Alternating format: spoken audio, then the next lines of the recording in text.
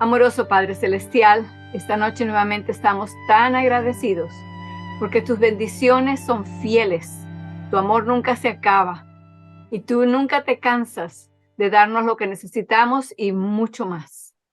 Gracias porque esta noche al estudiar tu palabra, tu Espíritu Santo nos explicará, nos hará las cosas claras y luego se encargará de traerlas nuevamente a nuestras memorias.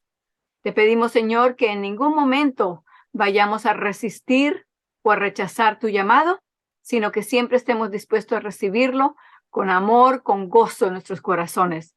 De esa es la única manera en que tu Espíritu Santo podrá traer la transformación a nuestras vidas y nos preparará para la venida de tu Hijo. Te lo agradecemos desde ya en el nombre de Cristo Jesús. Amén. Los versículos de repaso para esta noche son los de la primera parte, o sea, la primera mitad. Comenzamos entonces con Juan 15:5. Yo soy la vid, vosotros los pámpanos. El que está en mí y yo en él, este lleva mucho fruto. Fíjense que no solamente dice que va a llevar fruto, sino que va a llevar mucho fruto, porque sin mí nada podéis hacer. Juan 5:30, Cristo recalca cómo la humanidad tiene que depender de él de la manera que él dependió del Padre. Dice en Juan 5:30, no puedo yo de mí mismo hacer nada. Como oigo, juzgo y mi juicio es justo. ¿Por qué? Porque no busco mi voluntad, mas la voluntad del que me envió, el Padre. Luego sigue Romanos 5:20. Habla de la ley y de la gracia. La ley entró para que el pecado abundase. Pero cuando el pecado abundó, sobreabundó la gracia. Exactamente. Luego entonces tenemos a Filipenses 2:5-8. Y espero que esto ya esté bien fijo en sus mentes, que lo puedan repetir hasta dormidos. Comencemos pues juntos. Haya pues en vosotros este sentir o este pensar, ¿verdad? Que hubo también en Cristo Jesús, el cual, siendo en forma de Dios, no tuvo por usurpación ser igual a Dios.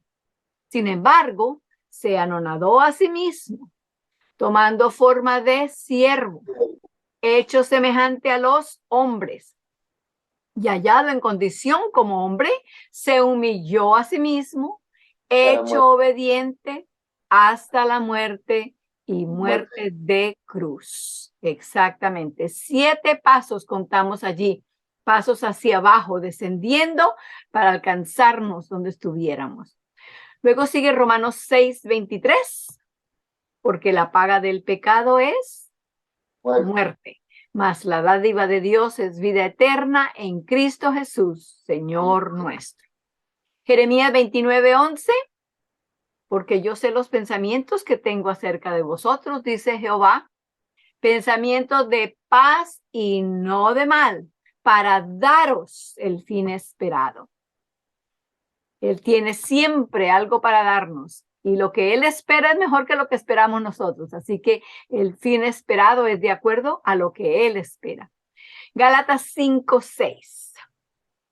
Porque en Cristo Jesús ni la circuncisión vale algo, ni la incircuncisión, sino la fe que obra por el amor. Esa es la relación verdadera entre la fe y las obras de acuerdo a la palabra de Dios. Luego tenemos la definición de fe que encontramos en el capítulo 7 del libro. Y esa definición dice que la fe es el confiar o esperar que la palabra de Dios haga lo que ha dicho. Y el depender de que la palabra de Dios por sí misma haga lo que ha dicho. Esa es una buena manera de decir en palabras un poco más modernas lo que encontramos en Hebreos 11:1. Entonces, hasta allí llega la primera mitad de los versículos. Sigan repasando, no solamente la primera, sino la segunda mitad también. Y tenemos para el capítulo en que estamos ahora mismo, entonces voy a darles ese versículo de memoria. Es uno que ya hemos tenido Romanos 5:20, ya lo repasamos esta noche, pero además de eso también tenemos Romanos 7:12. Romanos 7:12. Entonces, Romanos 7:12 dice que la ley es santa y el mandamiento santo, justo y bueno. Así que la palabra de Dios nos dice que su ley no cambia, ¿verdad? Es santa, es justa, es buena. No es que nos tenemos que deshacer de ella. Lo que él vino a hacer aquí fue a deshacerse del mal, de la desobediencia en nosotros, no a deshacerse de la ley que estábamos desobedeciendo. ¿Ok? Entonces habíamos llegado hasta la página 191. Estamos en el capítulo 14. Este capítulo es parte de la serie, una serie de 4 sermones. Este es el segundo, la segunda parte. La serie se llama Revisitando el 1888 y este se enfoca en la ley. Habíamos llegado, como dije, hasta la página 191, pero quiero que regresemos a la 190, donde encontramos una cita de Patriarcas y Profetas, página 379. Vamos a leer esa cita nuevamente juntos y eso nos va a llevar al pensamiento que estábamos desarrollando la vez pasada. Dice así: si el hombre hubiera guardado la ley de Dios, tal como le fue dada a Adán después de su caída, preservada por Noé, observada por Abraham, no habría habido necesidad del rito de la circuncisión. Y si los descendientes de Abraham hubieran guardado el pacto del cual la circuncisión era una señal, jamás habrían sido inducidos a la idolatría, ni habría sido necesario que sufrieran una vida de esclavitud en Egipto. Habrían retenido la ley de Dios en sus mentes y no habría sido necesario proclamarla desde el Sinaí o grabarla sobre tablas de piedra.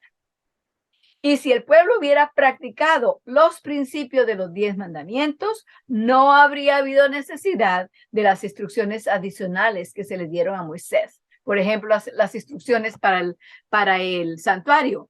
No hubieran habido necesidad de eso porque hubiéramos ya entendido lo que Dios luego trató de explicarnos por medio del santuario, a ver qué era lo que necesitábamos captar en nuestras mentes. Y vamos a estudiar un poco más de eso. Probablemente esta noche lleguemos hasta allá y si no, la próxima vez por seguro. Entonces vamos a la página 191. Dice en Gálatas 3:19 y ahí está la primera parte. Fue añadida por causa de las transgresiones. Está hablando de la ley. Ya leímos allá de Patriarcas y Profetas. La ley no habría tenido necesidad de ser repetida o de ser añadida. Cuando dice que es añadida, no es que fue añadida por primera vez, sino la forma en que fue añadida. Nunca antes de esto se había escrito en ninguna parte. Se la había dado a Adán, Adán se pasó a su simiente después de él y se pasaba de generación en generación, padre a hijo, la pasaban en forma hablada, en forma enseñada y representada en sus acciones. Pero como se había perdido completamente de las mentes de las personas, ahora Dios tuvo que añadirla en forma escrita. Entonces, sigamos pues allí de Gálatas 3:19, donde está allí en la parte inferior de la página 191. Dice, ¿y por qué fue añadida? Debido a las transgresiones. Romanos 5:20 dice, y la ley entró para que el pecado abundase. Hace unos momentos lo repetimos, ¿verdad?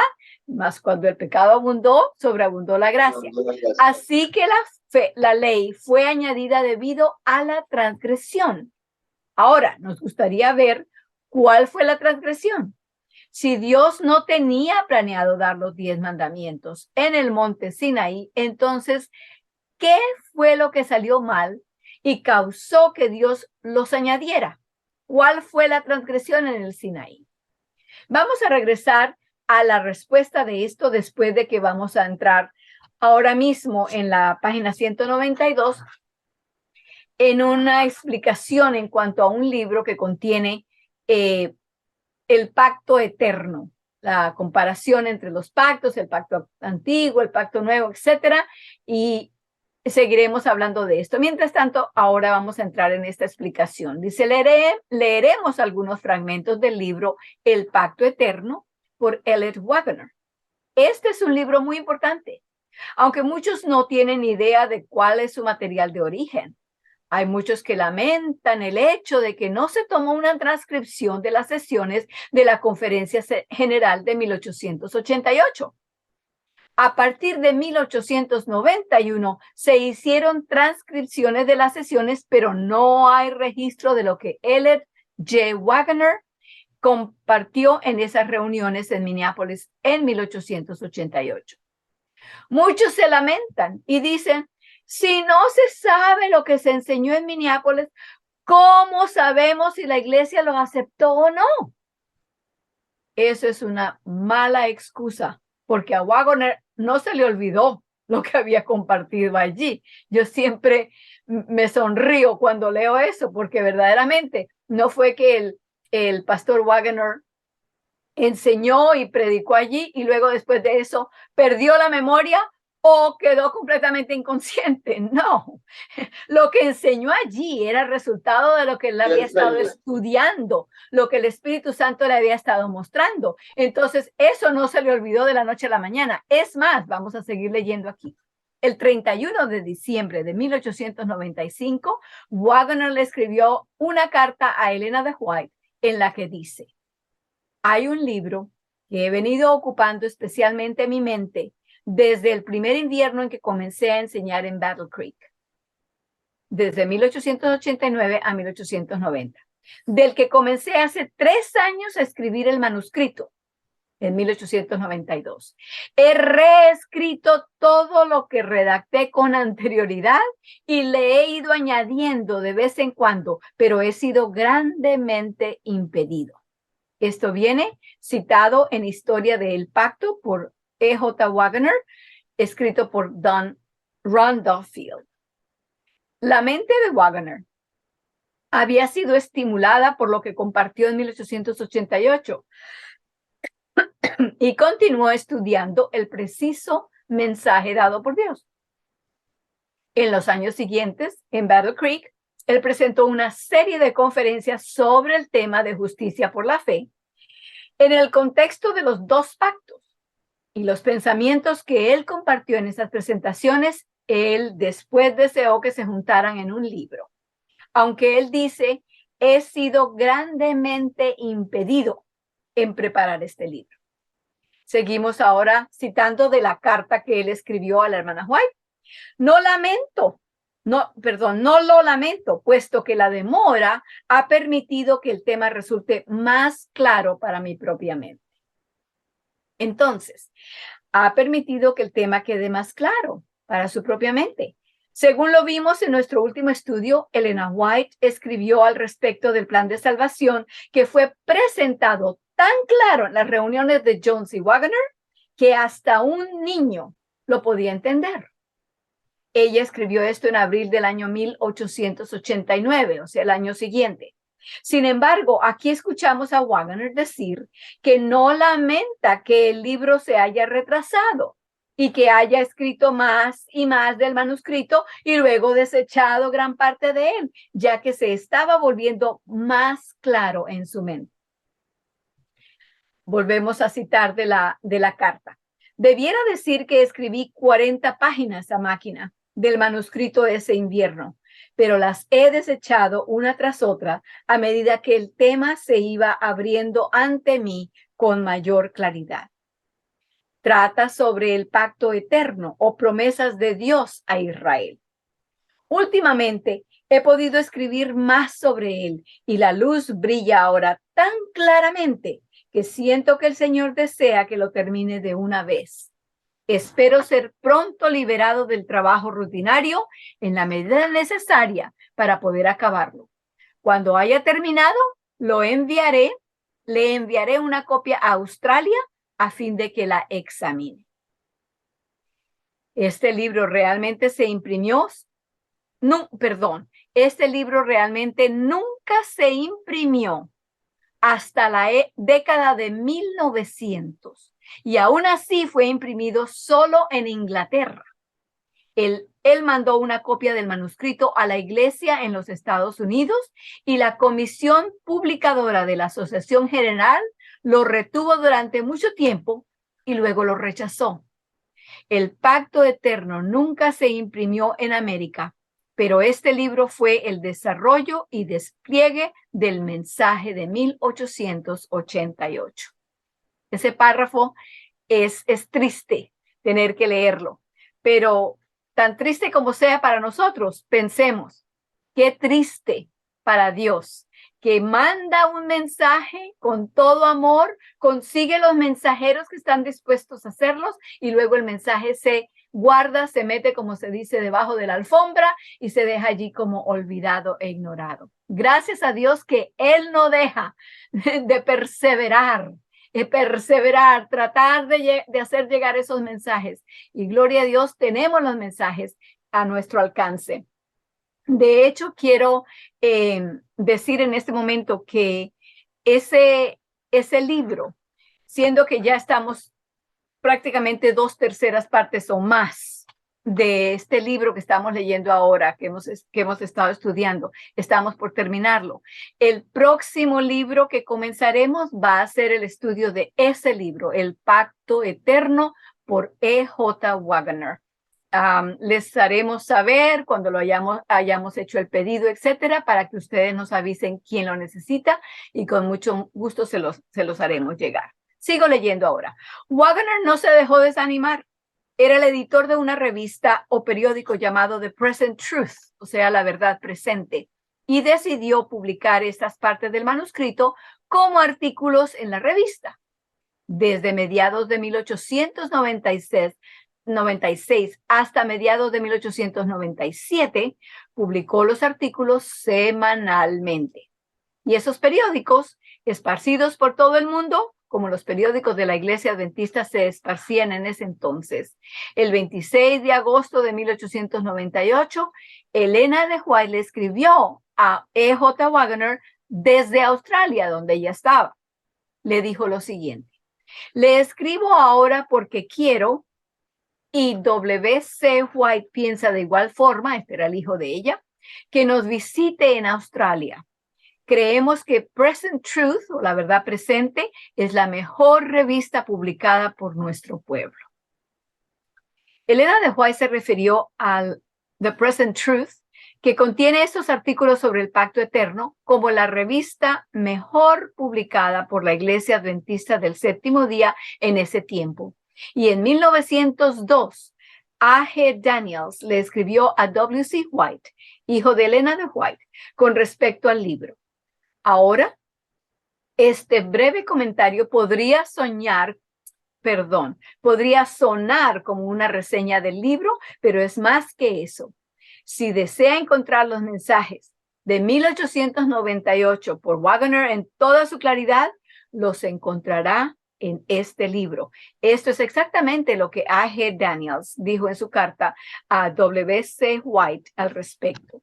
Aquí está lo que se cita de esa carta. Dice: ignoro si usted lo ha examinado detenidamente o no. Su título, El Pacto Eterno, da una idea de lo abarcante de su contenido. Nos traslada al corazón mismo del gran evangelio de Cristo.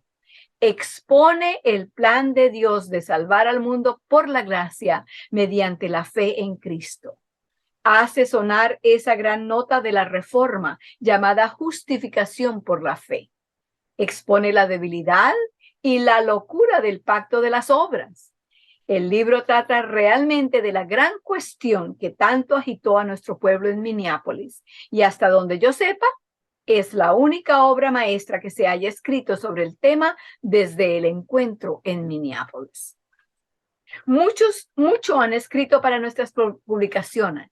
La hermana White, los hermanos Waggoner, Jones y Wilcox, pero el Pacto Eterno es la única obra mayor dedicada a este gran tema que se haya escrito hasta hoy.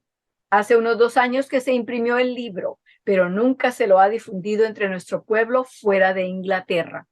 Se enviaron algunas copias a los Estados Unidos, pero en escasa cantidad. Los que han leído el libro están de acuerdo en calificarlo como una excelente producción. Ahora yo quisiera añadir las siguientes palabras.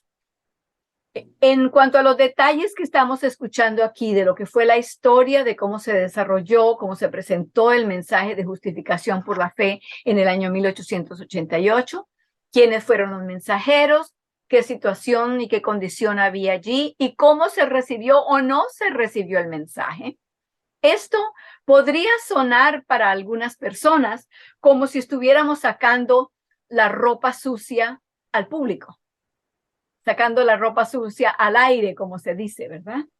Pero quisiera que lo viéramos más bien desde otro punto de vista, y sería este, que nosotros tenemos la oportunidad de tener ese mensaje hoy. Saber la historia simplemente le da más auge, más importancia al hecho de que todavía hoy Dios esté buscándonos y alcanzándonos con ese mensaje. Es un privilegio que lo podamos tener y que lo podamos tener en nuestro propio idioma. Gloria a Dios por proteger su verdad y por ponerla al alcance de todos, de toda la humanidad. Entonces, seguimos leyendo ahora en la página 194 y dice, en esa carta que estábamos citando ahorita, él puso una postdata.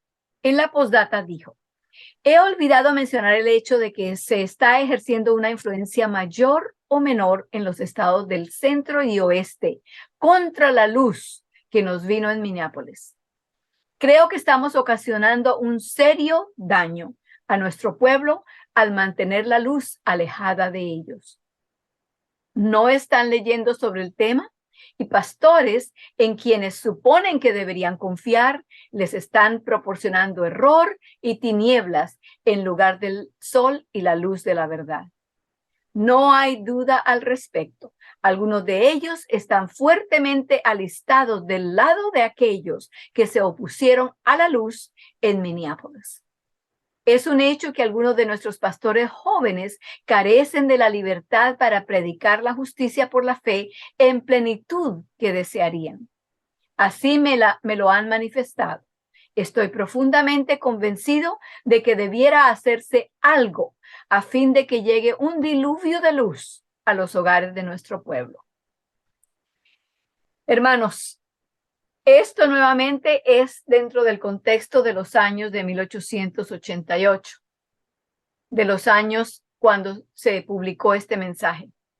Pero no por eso quiere decir que la situación haya cambiado hoy tampoco. ¿Por qué? Porque Satanás es el mismo enemigo de Dios, el mismo que no quiere que la luz en cuanto a Dios y su carácter y su plan de salvación salga a ninguna parte y que le encanta tergiversar un poquitito, cambiarle un poquitito a algo, porque él sabe que ya con ese poquito ya no es el evangelio completo.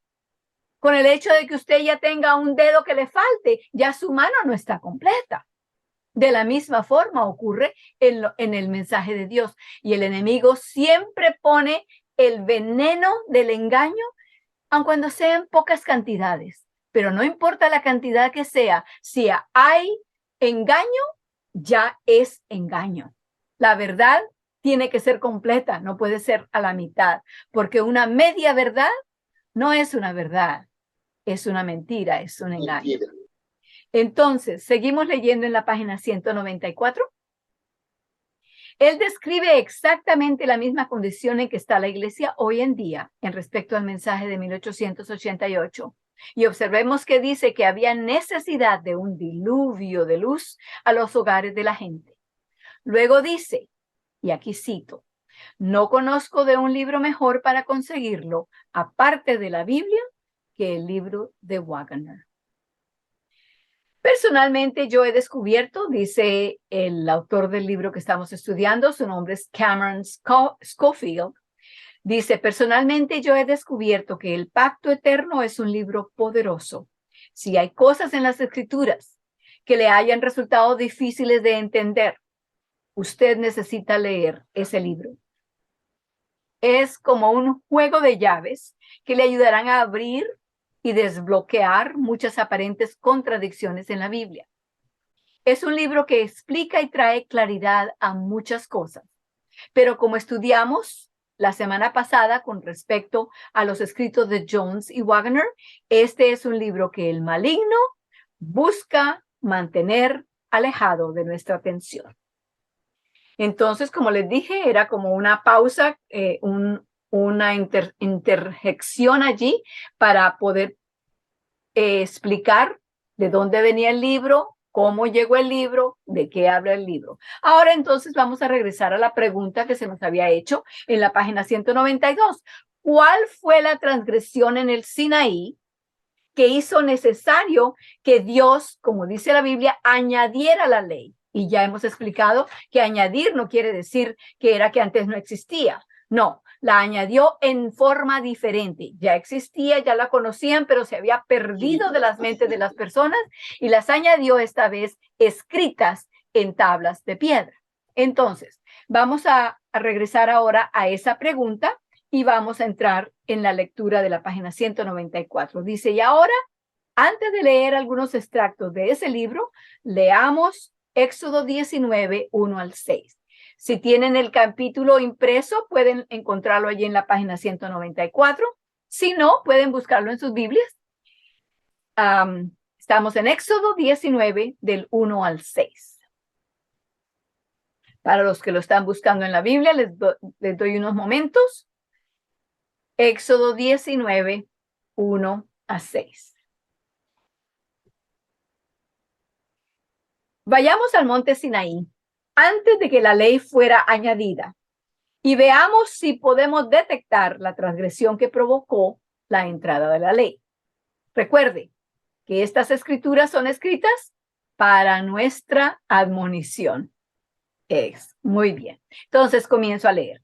En el mes tercero, quiere decir que ellos tenían aproximadamente 6, 7 semanas de haber salido de Egipto, para saber exactamente de cuándo se está hablando y en qué situación se encontraban ellos, en qué condición estaban.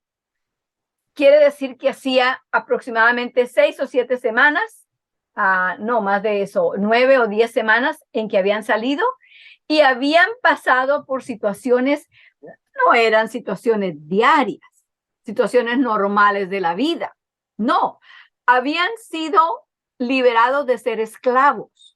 Y no fue que los dejaron salir y les dijeron, o que como aquí en los Estados Unidos, por ejemplo, proclamaron un edicto y todos los esclavos quedaron libres, ya donde estaban, en el mismo lugar. Se podían ir de donde estaban, pero no fue que los sacaron y se los llevaron para Canadá, por ejemplo. No, los israelitas fueron sacados de la esclavitud y fueron sacados de una manera tan extraordinaria que no se puede bajo ningún punto de vista humano concebir el que ellos hayan olvidado la forma en que Dios los había liberado.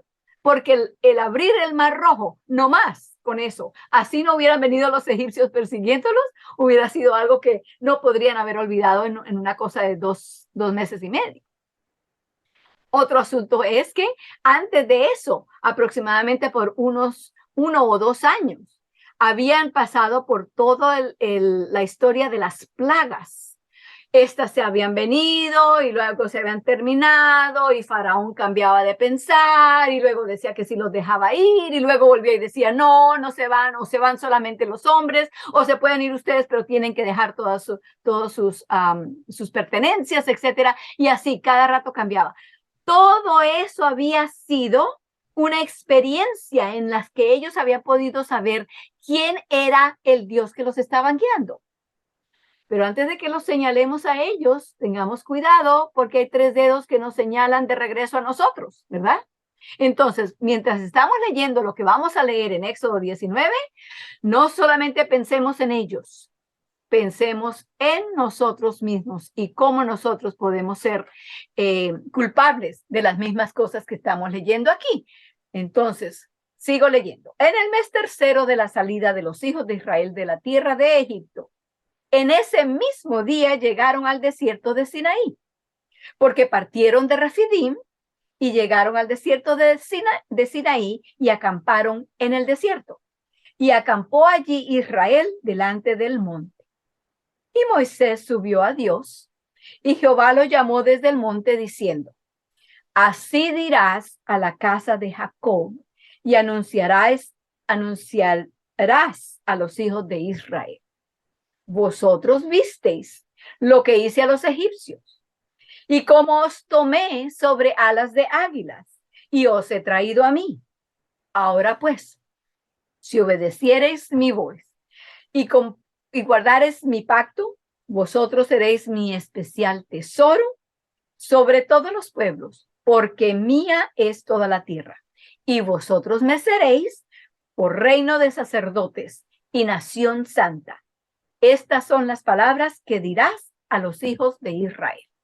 Así que aquí vemos que Dios le da un recado a Moisés y le dice: anda, dile estas cosas al pueblo, congrégalos y diles lo que yo te estoy diciendo. Moisés lo hizo muy fielmente. En la página 195 seguimos leyendo ahora. Estas son las palabras que Dios dijo a Israel a través de Moisés cuando llegaron al monte Sinaí. Ahora me gustaría leer del libro El Pacto Eterno, páginas 176 y 177, donde Waggoner dice lo siguiente. Observa la insistencia de Dios en el hecho de que era Él mismo quien había obrado todo lo realizado en favor de ellos. Los había librado de los egipcios y los había traído hacia sí. Eso es lo que olvidaban continuamente, como indica su murmuración. Habían llegado a cuestionar si el Señor estaba entre ellos o no. Y su murmuración era siempre indicativa de su inclinación a pensar que podían manejarse mejor de lo que Dios podía hacerlo. ¿Acaso no es esta una descripción veraz del comportamiento de los israelitas en el desierto? Dios constantemente los guiaba por lugares estrechos donde no podían salvarse a sí mismos. Sin embargo, todo lo que hacían era murmurar y quejarse, y sus quejidos procedían del pensamiento: nosotros definitivamente podemos hacer las cosas mejor que lo que Dios las hace. Así que Dios primeramente estaba señalando que Él era quien había hecho todas esas maravillas. Seguimos leyendo en la cita del libro El Pacto Eterno. Dios los había conducido hacia el Mar Rojo por el desfiladero montañoso y también al desierto en donde faltaba el agua y la comida, y les había suplido sus necesidades en todo momento a fin de llevarlos a que comprendieran que solo podían vivir por la palabra de Él. Esto de acuerdo con Deuteronomio 8:3. Ahora notemos que en Éxodo 19:5 Dios se refiere a un pacto y lo llama mi pacto. Ustedes vieron allá cuando estábamos leyendo, dice: vosotros visteis lo que hice a los egipcios y cómo os tomé sobre las alas de águila y os he traído a mí. Ahora pues, si obedeciereis mi voz. De paso, en la traducción de la Biblia, del original en que fue escrito, la palabra que se traduce muy a menudo como obedecer es realmente una forma de la palabra que podría ser escuchar. Si vosotros escucháis mi voz, entonces en vez de pensar en que tenemos que ir a hacer algo, obedecer algo, es escuchar lo que nos está diciendo. Y allí en ese mismo lugar dice: si escucháis mi voz y guardaréis mi pacto, vosotros seréis para mí especial tesoro, etcétera, etcétera. Regreso donde estábamos en la página 195. Este es el pacto que Dios hizo con Abraham. Sigamos leyendo. El pacto que Dios hizo con Abraham se basa en la fe y la confianza. Abraham creyó a Dios y le fue contado por justicia. Recuerden ustedes, aquí estoy haciendo un paréntesis yo. Recuerden que justicia es rectitud. Es la rectitud de Dios la perfección de Dios, lo que Él quiere poner en nosotros, el carácter de Cristo, ¿verdad? Siempre hablamos de que queremos ser como Cristo.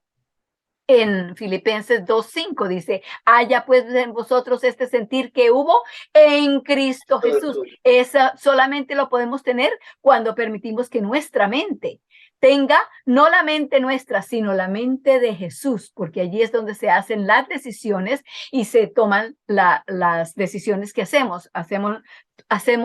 decidimos entre una opción y la otra, aprendemos a discernir entre lo bueno y lo malo, el pecado y lo que no es pecado. Sigo leyendo ahora.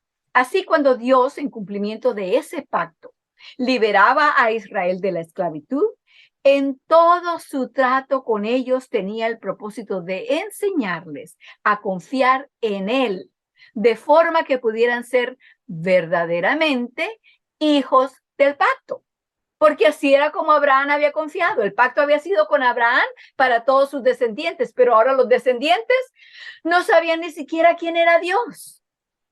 No sabían cómo confiar en Él. Y eso es lo que Dios les estaba enseñando para que ellos se dieran cuenta cómo se dio cuenta Abraham al final. Aun cuando Dios le dijo a Abraham en Génesis 22, lleva a tu hijo, tu único hijo Isaac, y sacrifícalo en el monte que yo te mostraré. ¿Qué hizo Abraham? No sacó excusas, no fue y despertó a Sara para que Sara le dijera, no te vas a llevar al muchacho, para que después él pudiera decirle a Dios, no, mi esposa no me deja. Enseguida salió, se levantó primero, cortó la leña, tomó el fuego, levantó a los siervos, levantó a su hijo y comenzó a caminar. ¿Qué era eso? Podríamos decir que eran obras, ¿verdad? Había que obrar para todo eso, pero eran obras que eran procuradas, impulsadas por la fe. Como dice en Gálatas 5:6, ¿verdad? Que en Jesucristo ni la circuncisión vale algo, ni la incircuncisión, sino la fe que obra por el amor. Aprendió él a obrar por amor, fuera que viera o que no viera lo que iba a suceder, fuera que supiera por antemano lo que venía o no lo supiera. El hecho era confiar en Dios y actuar sobre esa confianza. Sigo leyendo entonces.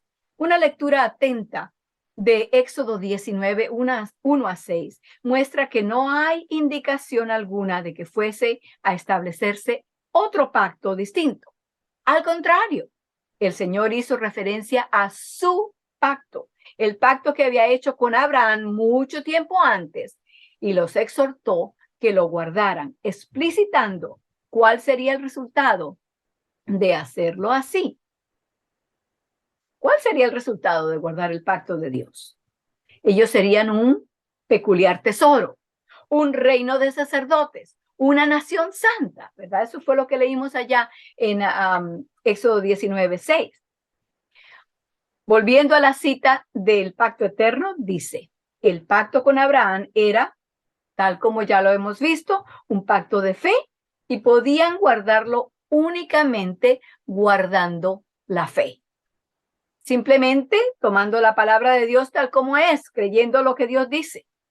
Dios no les pidió que entraran en otro pacto con Él, sino que aceptaran su pacto de paz, pacto que Él había dado a los padres desde antiguo. Por lo tanto, ¿cuál debería haber sido la respuesta correcta por parte de la gente? Volvemos al libro. Por consiguiente, la respuesta apropiada del pueblo debería haber sido, amén, Señor. Sea hecho con nosotros según tu voluntad. Esto es lo que deberían haber sido la respuesta apropiada de parte del pueblo de Israel. Pero al contrario, ¿qué fue lo que ellos respondieron? En sus Biblias, vamos al versículo 8. Moisés va, les habla, les da el mensaje que Dios le dijo que les diera y ellos responden en el versículo 8. Yo digo siempre que el versículo 8 es uno de los versículos tristes de la Biblia. Vamos a ver por qué. La respuesta fue, todo lo que Jehová ha dicho, haremos. Y Moisés refirió las palabras del pueblo a Jehová. Ellos dijeron, en efecto, nosotros lo haremos. Nosotros nos convertiremos en una nación santa, una nación justa. Guardaremos la ley de Dios, cumpliremos todos sus requisitos. Volvamos entonces al libro El Pacto Eterno. Pero en lugar de ello dijeron, haremos todo lo que Jehová ha dicho. Y repitieron la promesa que habían hecho con énfasis renovado, incluso después de haber escuchado la pronunciación de la proclamación de la ley. Se trataba de la misma confianza propia que hizo que sus descendientes dijeran a Cristo, ¿qué debemos hacer para poner en práctica las obras de Dios? Eso de acuerdo con Juan 6:28. Daban por sentado que el hombre mortal es capaz de hacer las obras de Dios. Cristo les respondió, esta es la obra de Dios, que creáis en aquel que Él ha enviado. Eso se encuentra en Juan 6:28 y 29. Lo mismo sucedía en el desierto de Sinaí, cuando se dio la ley y se hizo el pacto. Ahora vemos que lo que hemos leído es una frase muy fuerte. A menudo pensamos eso, ¿no es así? Pensamos de la misma manera que ellos lo hicieron. Vemos los requisitos de Dios y nos esforzamos en ir a cumplirlos y alcanzarlos, porque también damos por sentado que el hombre mortal es capaz de hacer las obras de Dios. Volviendo al libro del Pacto Eterno, lo mismo sucedía en el desierto de Sinaí cuando se dio la ley y se hizo el pacto. El gran pecado de los hijos de Israel fue la incredulidad, la confianza en ellos mismos en lugar de confiar en Dios. Esas son páginas 177 y 154. ¿Por qué fue añadida la ley? Por incredulidad. Porque ellos dijeron, nosotros lo haremos. Y entonces Dios les respondió, ok, aquí están mis 10 mandamientos. Wagner continúa diciendo, el que se atribuyera la responsabilidad de obrar las obras de Dios denotaba la falta de aprecio hacia su grandeza y su santidad. Voy a repetir esto otra vez. El que se atribuyeran la responsabilidad de obrar las obras de Dios denotaba la falta de aprecio hacia su grandeza y santidad. ¿Acaso no caemos en el mismo peligro hoy al pensar que tenemos que encargarnos de guardar los 10 mandamientos de Dios? Luchamos mucho por no mentir. Luchamos mucho por guardar el día de reposo, el sábado. Tomamos esa responsabilidad sobre nosotros mismos de hacerlos y esas acciones muestran la falta de aprecio hacia su grandeza y santidad. Regresando al libro otra vez, es solo cuando el hombre es ignorante de la justicia de Dios, cuando está pronto a establecer la suya propia y rehúsa someterse a la de Dios. Creo que este es un buen punto y de paso eso viene allí de Romanos 10:3. Está aludiendo a Romanos 10:3. Conversaremos de esto entonces la próxima semana. Con esto en mente, con la grandeza y la santidad de ese Dios que nos ama tanto, les invito a que nos arrodillemos para orar y cerrar nuestro estudio.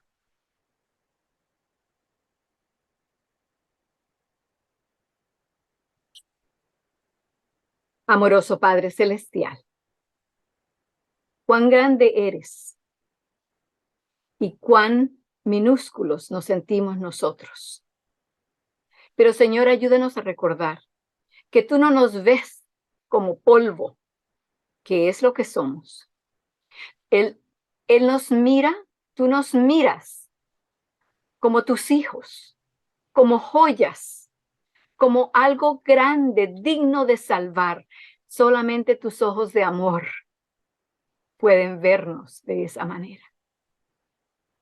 Señor, perdónanos donde hemos hecho lo mismo que hicieron el pueblo de Israel cuando se atribuyeron a sí mismos la responsabilidad de llevar a cabo las promesas que tú les estabas haciendo.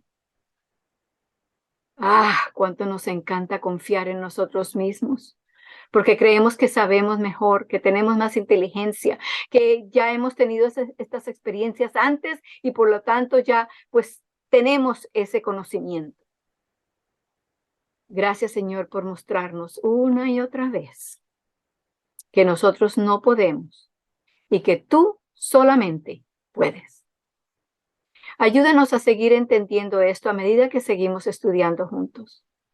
Y Señor, danos fuerza para poder entregar nuestra voluntad, de manera que en verdad en nosotros se cumpla tanto tu querer como tu hacer por tu buena voluntad.